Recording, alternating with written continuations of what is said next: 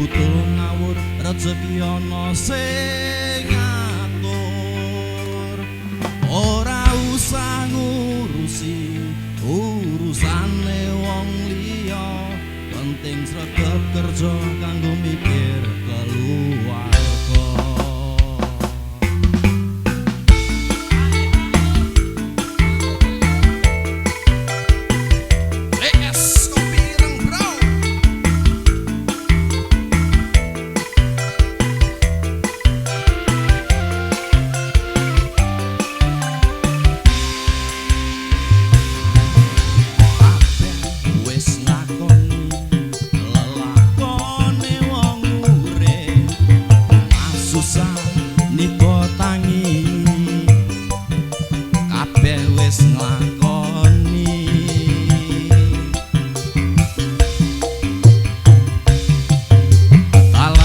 Rezeki manungsa ora iso padha kari usahane lantungane iya kei syukure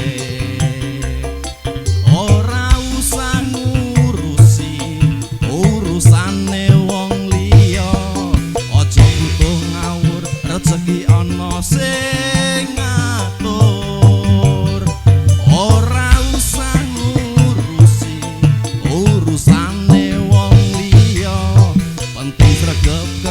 kanggo mikir keluarga. Asik L Audio Multiprasote.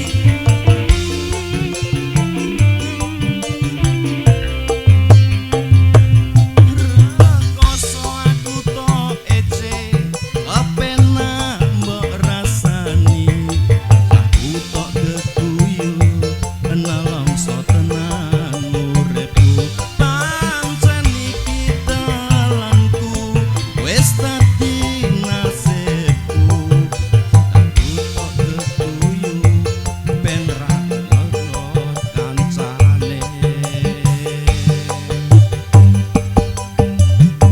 wis tak sabarke tak trimo meneng wae tak tungakake kanggo kowe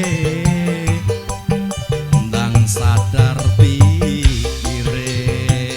Asik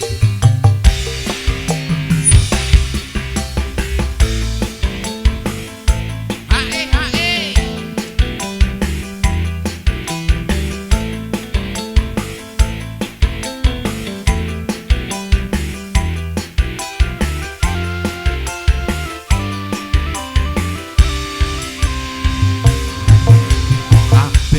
wis ngakoni lelakone wong urip ngah susah nipo tangi kabeh wis nglakoni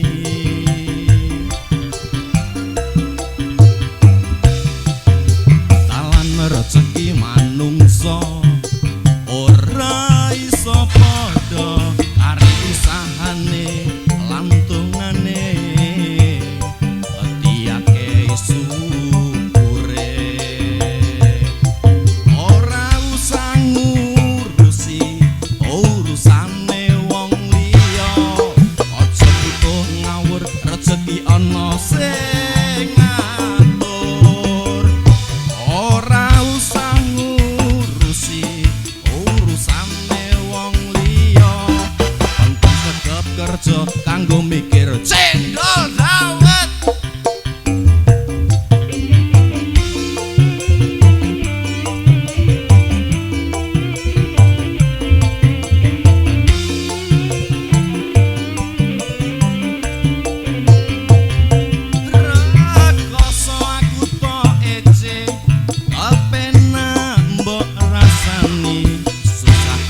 Geguyu nelongso teman uripku